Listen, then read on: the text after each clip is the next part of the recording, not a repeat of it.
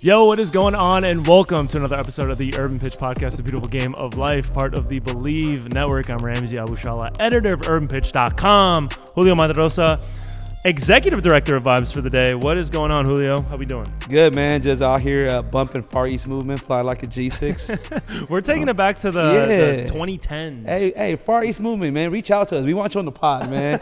y'all brought so much happiness to my childhood. I don't even know. That was a time. That certainly was a time. Like the boom of that EDM, like hip hop, EDM, rap, EDM, and then like dubstep was going off at that time too. That was a wild time. I never really got like totally into that stuff, but I mean, like a G6. Getting slithered. I don't even know how to transition from that. We're going to get into a lot of the headlines that we haven't been able to go American over. soccer is starting back up. Yeah. You welcome, you Yankees. So yeah. So the last couple of weeks we have guests, and now we let the things whole down. News cycle kind of bubble and see what sticks, and that way we can talk about what's sticking. Yeah, and that way. definitely. So that's the new formula for that I just put into play right now in my head. So that's we should do a karaoke episode. Yeah. I got hella songs in my head right now. Sima, who got the keys to my bima? Who am I? I go, man. I'm sorry. Okay, yeah. Let's get into soccer. So top headline over the last couple of weeks, especially in U.S. soccer, USL is they kind of broke the internet a little bit with the announcement that they are looking to create a Division I U.S. Soccer Federation league to compete with MLS at the same level on the pyramid. And ostensibly, the plan is to have promotion and relegation in that league. The releases that I saw didn't say anything confirmed. It was more of like, we are planning to go towards this promotion relegation structure. Ever since the USL rebranded or added the Championship, League One and League Two kind of monikers to kind of mirror the EFL system in England, they've been talking about, okay, this restructure was to put Pro-Rel into play. And that was, I think, 2018, and it's been, a while. Still no Pro-Rel in USL, but they're talking about this now. Julio, what are your thoughts on another Division I league coming to the United States? I like it, but I feel it's gonna be a lot of work. It's a lot of it is a money thing, right? Because but I'm saying USL. If you look at them at the last 3 years, they've sold a lot of young players at expensive values. Right. Like I forget the kid from Louisville, right? The kid from Orange County. Orange County had like a 15-year-old go to the Premier League. Like I think reported 5-10 million or something crazy, something in the millions. So their structure is great for like building up players. So if anything like MLS, we are a selling league and they're selling young players, and there's a lot of players playing there. I feel like their academies are getting a little stronger than MLS academies. So that might be something that can benefit them, because a lot of people, I see them complaining online, we're Americans, you stay in our American league, make our American league better. So if we can have like a competitive 19 to 22-year-old league with a lot of top American talents that are playing U.S. national team, that are making a difference, that are going to big European teams, I think it might work out, but it's going to be hard to fight against a giant like MLS. And so my initial knee-jerk reaction when I heard the news was I was a little bit concerned, and it was more like, is this the right move? I'm not sure about this. We saw the NASL tried to do that a few years ago, and that failed. That completely fell on their face. They just lost a lawsuit against MLS. So the lawsuit verdict came out, and then USL made that announcement right off the back of that. So they had this plan for a while, and they timed it ideally on their end. Yeah, I mean, they did what they had to do. Yeah. Today's episode is brought to you by Bet Online.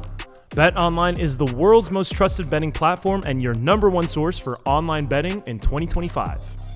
Whether you're a seasoned fan or a first-time bettor, Bet Online is your ultimate game day companion. With the largest selection of odds on everything from NBA and college basketball to the NHL and UFC, Bet Online continues to be your number one sports betting resource. From every three-pointer to hat trick, BetOnline has you covered with odds, stats, and more for every game, every play, and every win. BetOnline, the game starts here. So that was my initial reaction, but the more I think about it, and the more I read some of the USL president's statements, the biggest one to me that kind of shifted my point of view and warmed me up to the idea was he was talking about the land mass of the United States, comparing it to Europe. So obviously it's comparable. Population, I don't know exactly what the population of Europe is, but 300 million US citizens, and they're represented by 30 Division I teams. Compare that to Europe or that landmass. But the thing is, all right, so it can't be generic like teams, like a LA team, or these are neighborhood teams like Barrio Boca. Sure. And so a lot of these people grow up because they see this team Sunday mornings, whatever division they are, and like they're fans of that team. Support your local team. And that's a big push that USL was doing over the last few years, and they've done that very successfully. Yeah. So when he made that point of, okay, there's only 30 top Division I teams in a country as big as the United States, adding another Division I league isn't necessarily directly competing with MLS. And I think that the two leagues even though they're the same level of the pyramid, they don't have to compete with each other. They can live together. They can coexist harmoniously. And create their own Champions League. Right. And then even, that would make the Champions League better, the CONCACAF Champions League better. So if USL can create a quality amount of teams, and that's what the Division I, the standard of a Division I league is going to do that. I think that, it can be kind of like, how Spain and Portugal, those are neighboring nations, right? The La Liga and the Portuguese league, obviously there's a difference in quality between the two, but the top teams in Portugal, your Benficas, your Portos, your Sportings, they can compete with La Liga teams. If you put Benfica in La Liga, they're competing top to bottom. I like that. So that doesn't necessarily have to be another MLS. It can be another team or another league with, a few top teams that are maybe MLS level.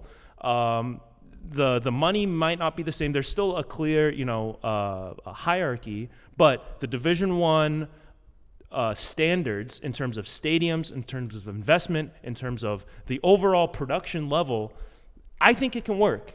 Definitely. And then when you add promotion and relegation into the mix, this can be like an added, it's gravy on top. A lot of people are saying, pro rel, this is the thing.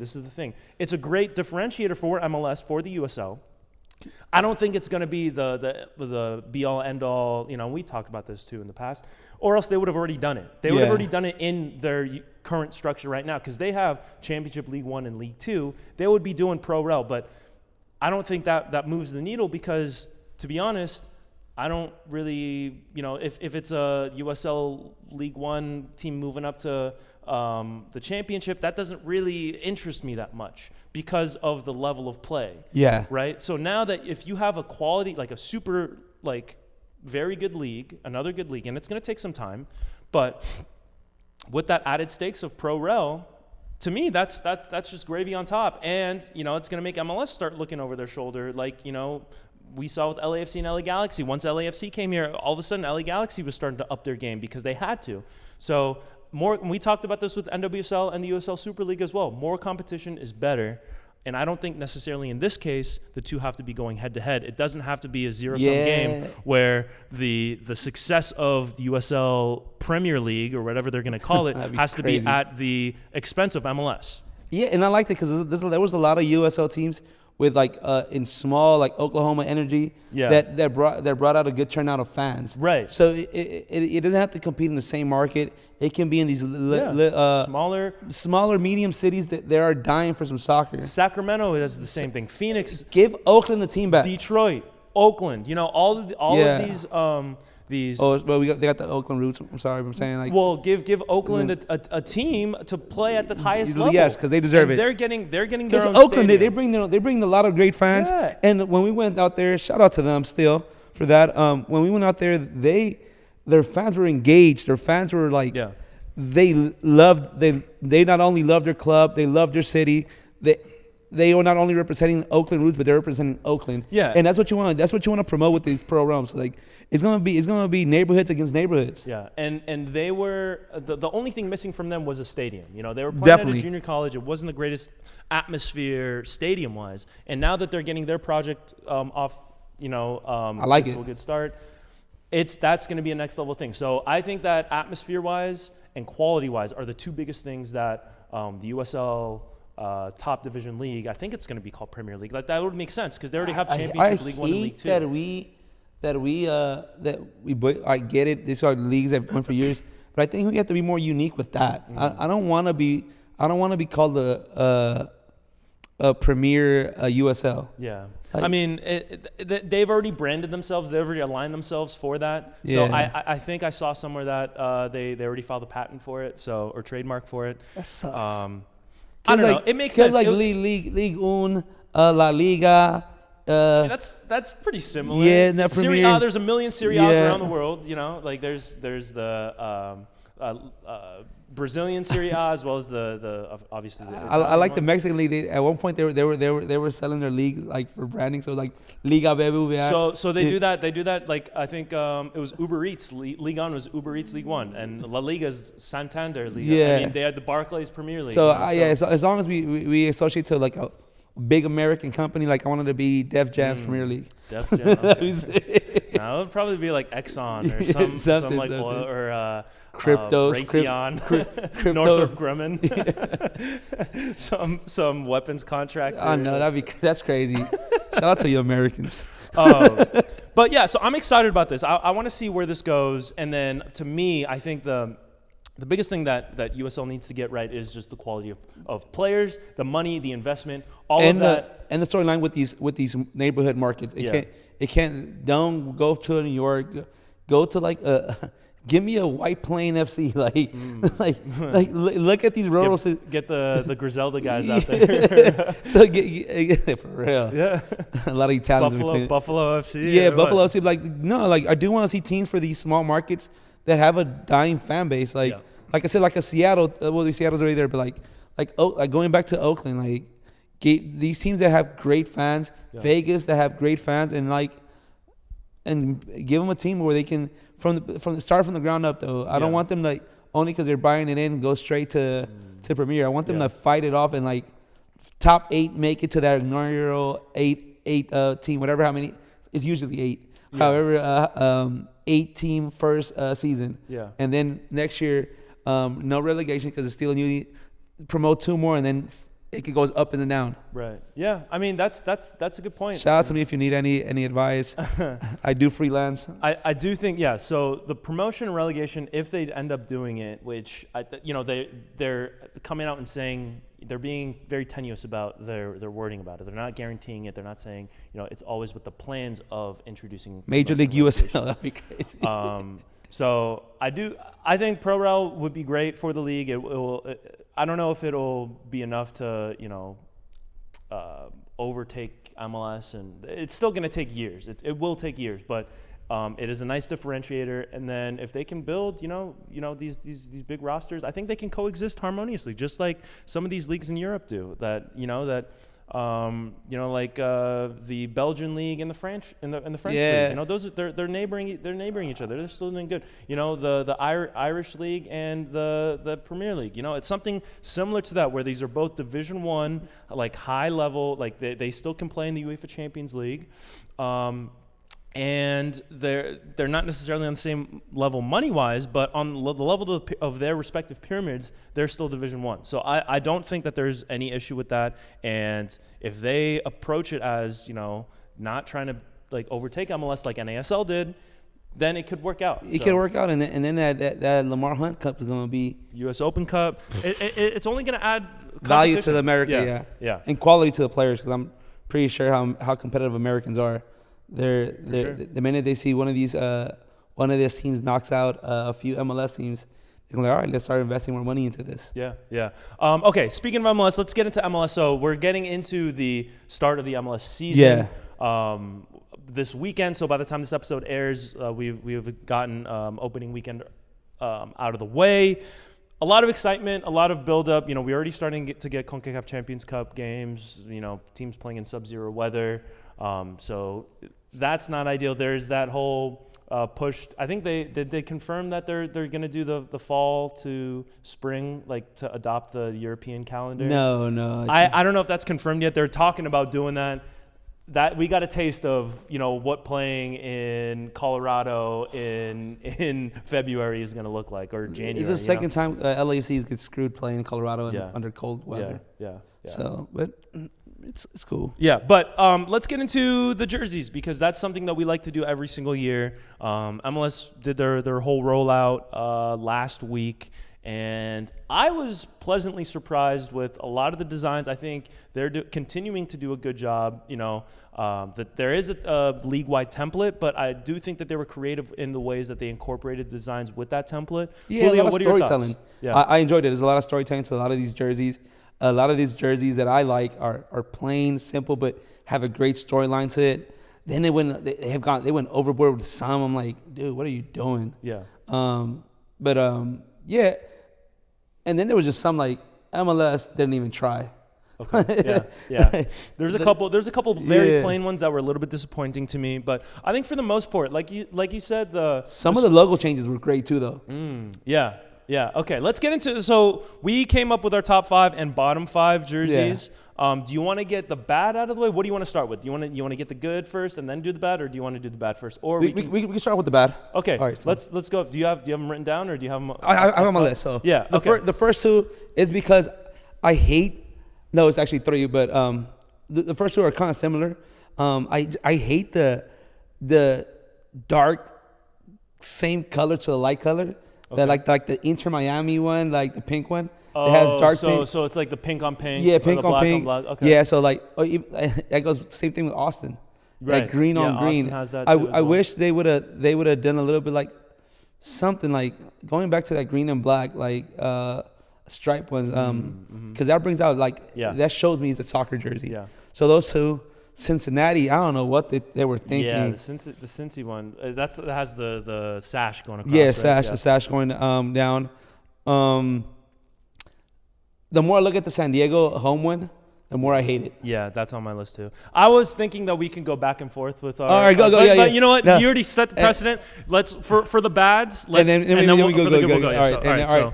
And the last one, I hate it because I love the concept way too much. Yeah. I love it. We talked a little bit about the pod, so you already know what I'm talking about. I hate it. I hate that I hate it because I love the storyline behind it. Yeah. If you grew up in the 90s, 2000s, you know, like Goosebumps. It was a thing. So it scared the heck out of you. And this jersey did scare the heck out of me. That's the Columbus Crew. That's Columbus Crew, yeah. Because the producer, R.L. Stein, the author behind Goosebumps, is from Columbus, and I love those Goosebumps. Me too. I had nightmares about them. The ventriloquist one, you know what I'm talking about? It's like Night of the Talking Dummy or something like that. Yeah. Dude, I straight up could not sleep for like 3 days after reading it. And I hate that I hate it. Yeah. Because I see what you mean. I love the little thing on the back when they have Goosebumps. The Goosebumps? Yeah, the man, Goosebumps little so tag sick. is cool. I wish they went a little crazy with it. Yeah. It's glow in the dark. They have like the little with the green light. Yeah, man. I don't know. It probably will grow on me, but right now I just didn't like it. It's not one of my favorites. I do appreciate the lengths that they went to for that design. But my bottom 5, so my 5th worst, San Diego's home. The away one I kind of like. The white one, normally I don't like an all-white jersey like that. It's because my thing is like I like it because can we wear it in the golf course? Yeah. So that one, it doesn't have the collar, but it's classy. Yeah. Though the away is. A lot of people didn't like the away. I do like the kind of like textured pattern on the away as well. The home one, man, I think with that color scheme, it's the orange. The logo, I'm not really too hot on, but I do like their color pattern, the chrome and they call it azul, I think. That's blue in Spanish for those of you guys at home. Man, I don't know. Ramsey out here. But it's just very plain. It doesn't hit the mark for me. That's why I don't like it. Maybe in a vacuum, it's not that bad of a design, but for a first jersey, you want something memorable. To me, that's not very memorable. I didn't like Nashville for the same reason. Damn, I hated Nashville as well. Because it's very plain, it's very safe. It kind of just looks like that old school like MLS template. Like we're just gonna put a template in your guys' colors. We're not gonna put anything else behind it. For the same reason, FC Dallas is on that list for me. I like the colors though for the FC. Yeah, Dallas. It's the story behind it, like the story, because they're tying it to the tornado in the NASL as well as the original Dallas Burn. But to me, it's just a little too plain. I didn't really like that one. And then rounding at the top two for me, or I guess the bottom two, Kansas City's. They did the stripes across the chest with the template. It didn't look good because Sporting Kansas City. Yeah, because the template doesn't allow for the stripes to go all the way across. All right, so it was not my top, but it was like in my mid to top tier, just because it symbolized Missouri. Yeah, and like the whole story behind it is nice. It symbolized a little bit of the border. I enjoyed it. I wasn't wowed by it, but I enjoyed it. Yeah. So to me though, the stripes just didn't execute properly with that with the template. I think it's the template's fault in that part. But I do like this template. I do like it. I almost hit the Galaxy jersey, but I'm like, man, I'm gonna let him live this. To me, dude, we'll get into that later. But to me, the worst one was the Earthquakes. Very punk inspired, just too busy. Not a fan. A lot going on there. Dude, they had the little Cholo S on it. That's why I couldn't put it on my bottom one. I hate it too, but it had the Cholo S on the jersey. The 3 stripes. Yeah. I know what you're talking about, but to me, just way too much going on. I think it would have looked good as maybe a T-shirt or a warm-up shirt. Yeah. But for a full-on jersey, to me, I really didn't like it. And it was the worst design for me. And that's what I think about the Nashville and the FC Dallas. Like, they'll be great warm-up kits. Yeah. Because of that plain. Oh, my bad. And I did forget one tonight because the Philadelphia Union one, trash. I knew you wouldn't like that one. Thomas, trash. Yeah. No, Thomas, hey, sponsor us. But I forget to say that one. Yeah, that one, to me, I didn't like it. They went way out of the box for it with the lightning The colors bolt. alone. Yeah, they did go with that kind of light blue and Volt colorway a couple of years ago, and they did really well. This one, to me, it didn't really hit the mark either. I do like that they tried, though. I do like that they tried. Yeah. But let's get into the tops. Let's go. What's your number 5? Yeah, what's your number 5? I have a tie for number 5. Okay. It will have to be the sorry, I always get these two teams confused. I don't know why. I'm sorry, Canada. Vancouver? Is not the Montreal? Whitecaps. Montreal. They have the blue and black. Yeah. Okay. The blue and black, and going back to the same thing, Atlanta United with that red and black. Because those, when I see those jerseys, I know those are soccer jerseys. Yeah. Those are like. That's interesting because you put Austin and Miami, which has similar striped designs. But it was just one color. You like the blue and black, kind of like the Inter Milan, AC Milan type stuff. Because it symbolizes like it gives me that growing up seeing like the Milan's teams, and then like first of all Atlanta, it's like them saying, all right, we messed up this few years, but we're back to what we want to be. Okay, yeah. So bringing back Almiron as well. Yeah, so bringing Almiron back as well. We can talk about that a little bit later, but those are jerseys, like statement jerseys saying, all right, let's start with the root of this. Yeah. Let's worry about the soccer first and figure out the rest later. Yeah. Okay. I do like those two designs. I think they're very clean. They're very classic. Didn't make my top list, but I'm a fan of both of them. My number 5 is Colorado. This one is a little bit wacky. That was my 6th one. Yeah. Okay. So you do like it. I like it. I like it. Good. I wasn't too sure if you would like this one or not. It's classy, but over the top. Yeah. The Rapids design I think worked well. They whited out the two like the side panels that go for the template, so it doesn't look like it's part of the template, but it is, which I think is very creative. The way that the color pattern comes out, really, really nice. And I really like the water design, the kind of abstract water, like white water, rocky, rapids, that stuff really worked for me. And this is, was it last year they had the light blue jersey that they sent us? Yeah, so was that 2 years ago? 2 years ago. 2 years ago. So sorry, this is we out here. I know, this is replacing that one. And I do think that they did a good job of replacing it, and I'm a big fan. That was my number 5.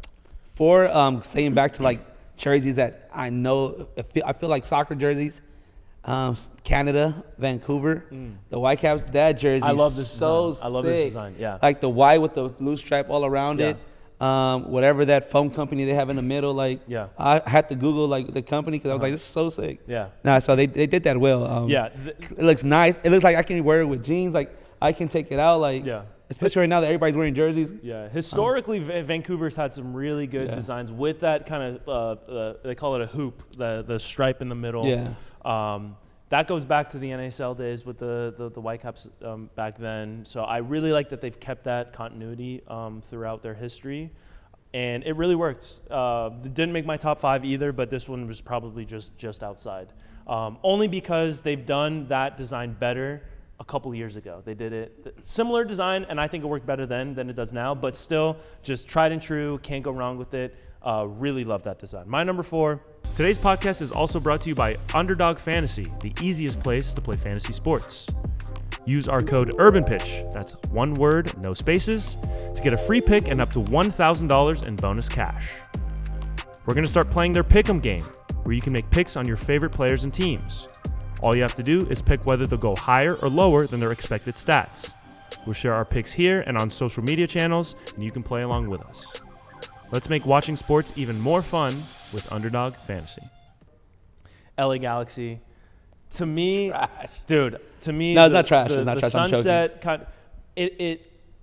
there's a specific like time in the summer where it's like 8:30, 9 p.m. and the sun is like almost set, fully set. And it has those colors. It looks like those colors. It looks nice. And you'll be driving in the car, and the lights will be coming on. You can see like the silhouette of trees in the background. And Fred Armisen, he's an old SNL cast member. He describes this of what he loves about LA. He does it better than me, but it is such a cool like time. It's like a little bit cool outside, like almost cold. Like, dude, and it to me embodies especially that. If you're in the beach. Like like there's something about that specific time of day that in LA, like you go elsewhere, that it's not the same. Yeah. Where it's either too cold or it's windy or it just doesn't have that same feel. But that kind of like dusk is one of my favorite parts of being in LA, and I think the Galaxy really, really did a good job of hitting that mark with that design. Might not be for everyone. Isn't a classic soccer jersey design, like you said. You know what? Doesn't look like a soccer jersey, but to me, it does a good job of looking good, hitting the aesthetic, and then also capturing that feeling of that certain time. Doesn't even have to be in the summer. It could be in the spring. Could be in the fall. Of that like kind of dusk in LA feeling. You know what it is for me though? Like Galaxy for the last Galaxy survival, like since '96, Galaxy's always had like amazing jerseys. Yeah. From '96, '97. A year or 2 years ago with that even green recently, one that they recently the LA flag kit that they had, the green and black stripes. So like, they I think they went way out the box, which I didn't like. But they've made simple look so cool every single time, and I think this is the first one I have not. This is the first LA Galaxy jersey that I have not liked, and I've said this before. The jerseys have been amazing, so it's just not mine. Yeah. Okay, what's your number 3? DC United's jazz inspired, soul inspired. I remember seeing in the news like how they outside of Howard they were playing. They had the little drums playing, and the people were the neighbors were trying to get rid of that. So it gave me DC United Howard vibes. So I really enjoyed it, and plus freaking cream. They had the cherry blossom a few. Yeah. And DC United is getting it. This was my number 2. The way that they incorporated that design on the side panels and on the logo. Yeah. I'm gonna need that. DC United, holler at us. Absolutely fantastic. Moises, if you're watching this, I don't know if you can pull some Moises, but, please. I know we haven't met face to face yet, but you know what I mean? Like we need that jersey. But I agree with you. This is my second favorite jersey of the year. The color scheme, the storytelling, and the execution all knocked out of the park. It will be my number 1, but like there's you see the reason why my number 1. I pick my number 1. Okay, so my number 3, Portland Timbers. They also historically have had great jerseys. This one's like really simple with the log outline, like going like pattern going through it. Dude, all right, so that's my number one.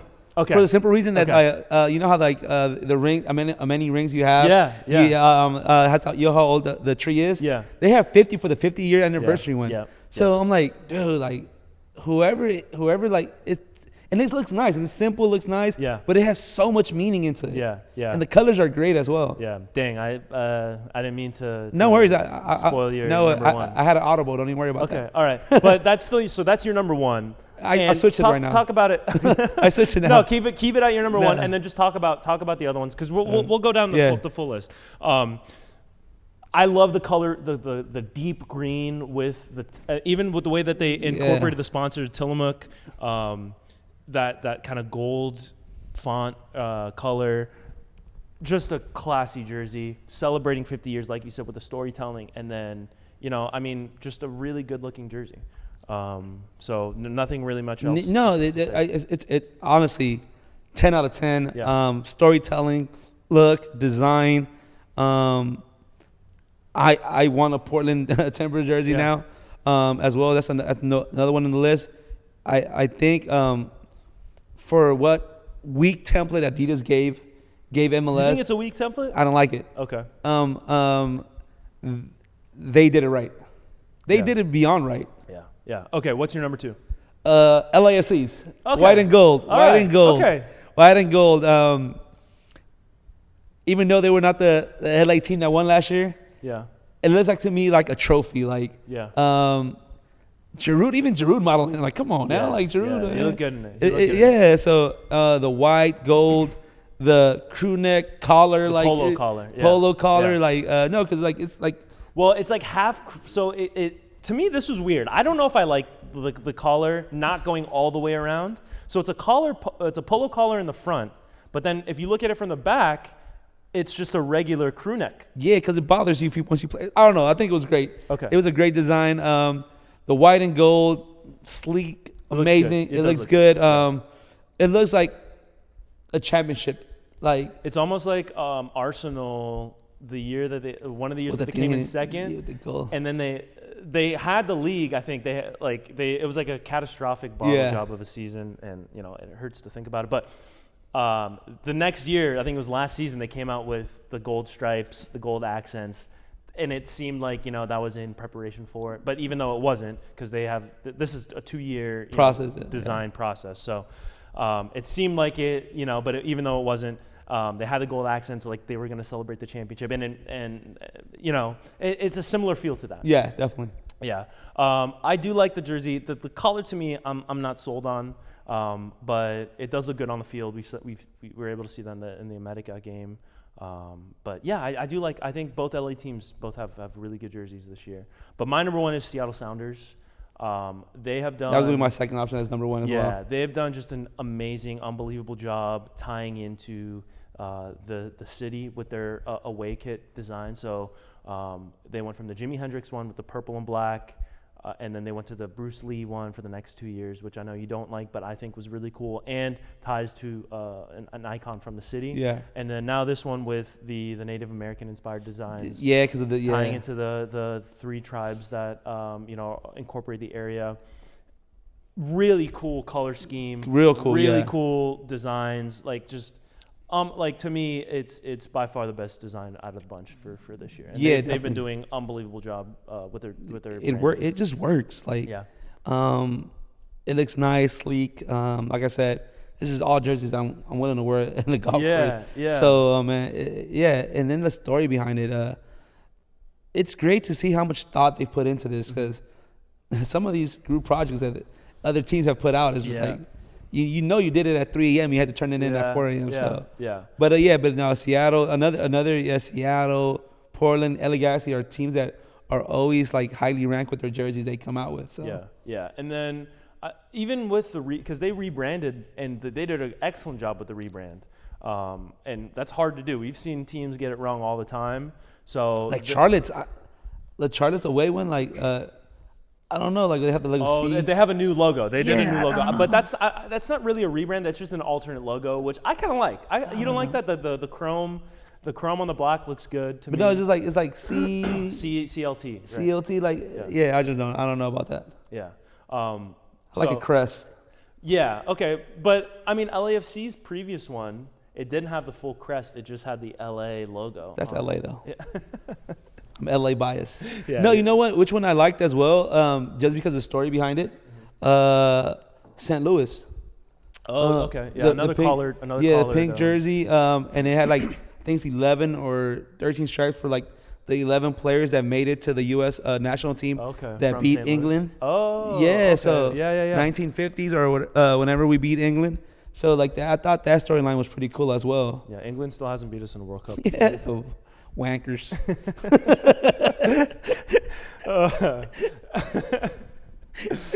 I did like that one is further down on my list, but I do like I thought it was a good look. I liked the storyline. I think I was like the color scheme is good too. Yeah. The theme was amazing. An honorable mention for me is the Chicago Fire. They have a it's called like a municipal. That one's great as well. Yeah, so that one's another one that's like looks plain, but the closer you look at it, the more details you'll see. And so plain jerseys or simple jerseys need really good details, and I think that one does it. So the FC Dallas, I know you say you didn't like it, but I did like the red crest. The crest did look good. I'll agree. Yeah, so like even though it's a little too plain, I don't know. I'm like so up on the fence with that jersey, just because the crest is so nice. Like that red, it really pops out. Yeah.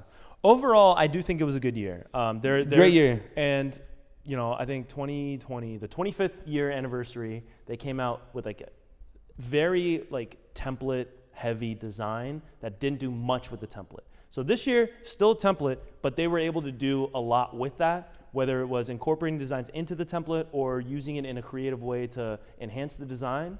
So if this continues, I think, it will only bode well for them. And that San Diego white shirt is not bad. So I do like it a lot. I do like it a lot. The blue one, I said I liked it when we first talked about it a few months back. Yeah. Now I soured on it. Yeah. And then why did they get two jerseys? It's a new team, I know. But. Yeah. Well, Miami also got two jerseys. The black one I think looks pretty good. That was getting a lot of hate. I kind of like how it looks. Black, gray. I don't know. I think if they would have used the pink dark pink template on the gray one instead of just using the half and half and mirrors each other, I think it would look better. Okay. I kind of like the half and half look. I think it looks okay. I think it looks cool, and the charcoal with the black looks. Who's your sponsor? It's Royal Cruises. I have to look it up because that logo is kind of weird. And then I saw it. I saw it in a TV commercial, actually. They do a bunch of TV commercials, and I was like, oh, that's the Miami sponsor. So this stuff works on your brain, even though you don't think it does. They pay millions of dollars for that for a reason, and it works. Because now I'm like, oh, that's real cool. So now that we talked a little bit about the jerseys, what do you think is going to be the biggest storylines trying to come into MLS? So the biggest storyline going into the season for me is some of the comments that the players have been making in regards to the salary cap restrictions. So Maya Yoshida for the LA Galaxy, he was big mad. He basically said, "Yo, I'm taking a pay cut this year after we won the championship. What's the deal?" Yeah. And he's right. He has a point. But you know who should take a pay cut? The Colombian that played center back next to him, because he was not supposed to start. That was supposed to be Neil's spot, and he took it over. So they had to get rid of Jaden Neal. Yeah. They got rid of Mikey Delgado, who's now with LAFC. Shout out to y'all. Ricky Puig is out with an injury. Yeah. So to me, the Galaxy are gonna. It's hard to build, and this might be the point of the salary cap. They don't want a team dominating year in year out. But to me, it's like, man, they put together a great roster last year. And now they're forced to pay some of these guys that with expiring contracts, like Jovic as well, had to go. And I heard Peck is on his verge of leaving. Atletico just offered $18 million for him. I mean, you got to take that. You got to take that. We are a selling league. I mean, if you sell a player to like an Atletico or a European team, you're fine with that. But you're having to sell a team to your rival. Yeah. Jovic is joining Chicago. Chicago. You're selling these inter-MLS teams because of a money thing. It's like, dude, that's not what you want to be doing. You want to be, if you're going to sell a player, sell him for $10+ million. Have him go to Europe or even South America or buying teams Mexico. Mexico. You know what I mean? Like, if you're having to lose players in the same league because you can't pay them because of the salary cap, that to me is it's a symptom of an issue. Like that's not a good thing. That's crazy because William is probably one of the best GMs in MLS. Great, he's a very good GM. Yeah, and you saw what he was. I call him William like I know personally know him. Yeah, Willie. Hey, Big Willie. Hey, pause. Slick Willie. Slick Willie. Shout out to you, Willie. He's really great at being good with salary caps. Yeah, he went from a trash organization to MLS Cup champions. Yeah. So yeah, it does suck that players do have to take pay cuts because MLS is a growing league, and as much money as we're dishing out to the East Coast with Miami, it just doesn't make sense. I don't know what's going on in Miami because you can't. It's hard to be transparent with this stuff because it's so intricate with GAM, TAM. The DP rule, like to me, allocation money. Now you can do it for cash. Exactly. So, I saw. Shout out to Jeremy and Kyle. They sent a trade in the group chat. Was it LA Galaxy and some other team traded like 120K? Like for like it's like, dude, they're cash. They're trading cash with each other. Yeah, definitely. Like what is going on? Like I think that they've grown past the hard salary cap, and a lot of people have said this, but.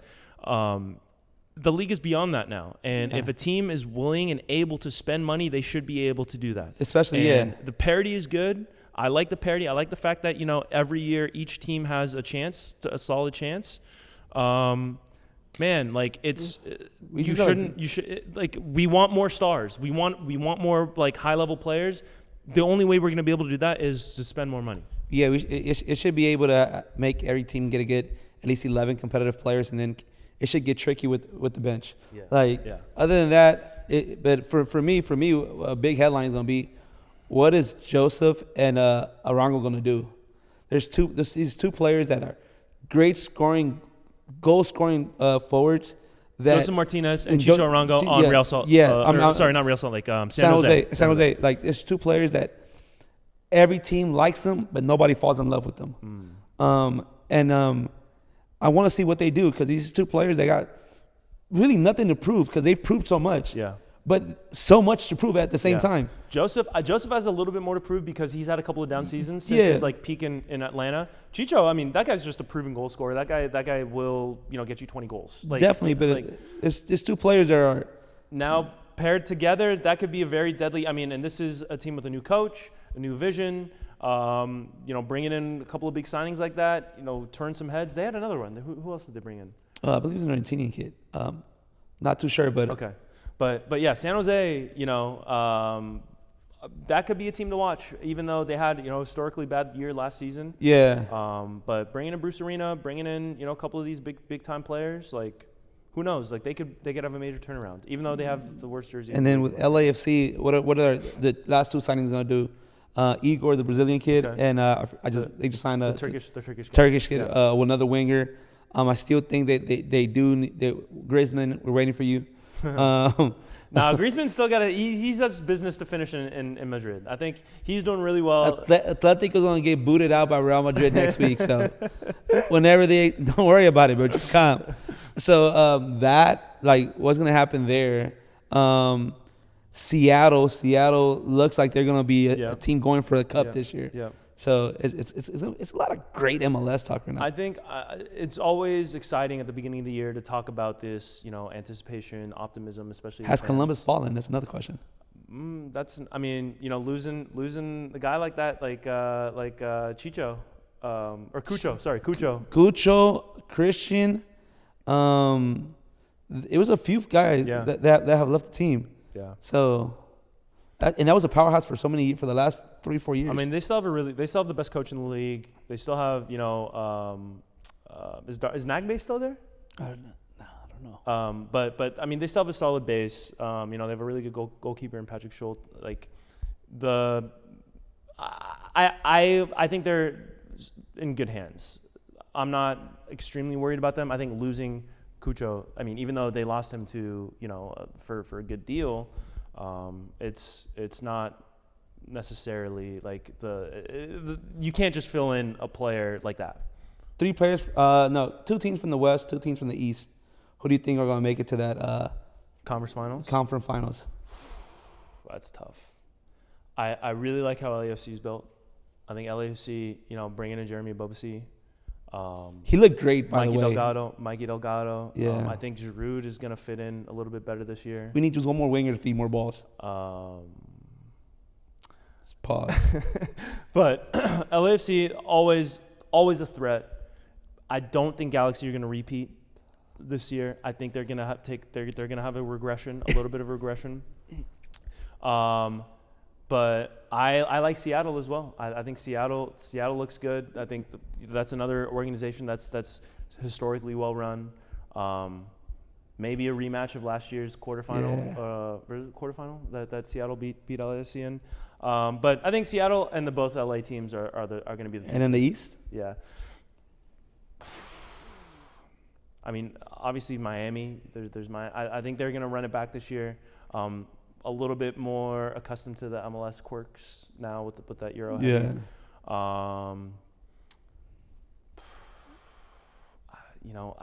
Cincinnati and Columbus are always, I like Columbus. I think losing Cucho and then Lucho Acosta. That's the other guy that went to San Jose. Yes. Yeah. So that's the third guy that they got. So San Jose might be a team to watch in the Western Conference as well.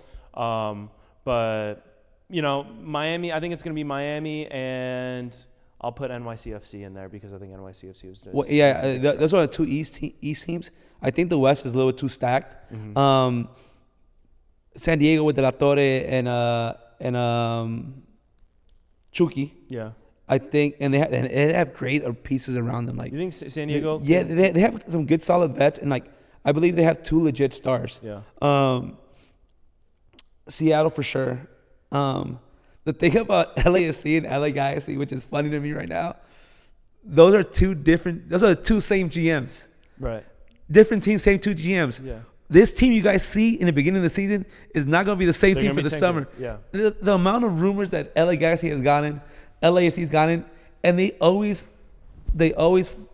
figure it out in the summer. So knowing Williams, knowing Thornton, this team that we start, however it starts, it's either going to be a bonus or whatever it is, but the real team won't start until the summer. Yeah.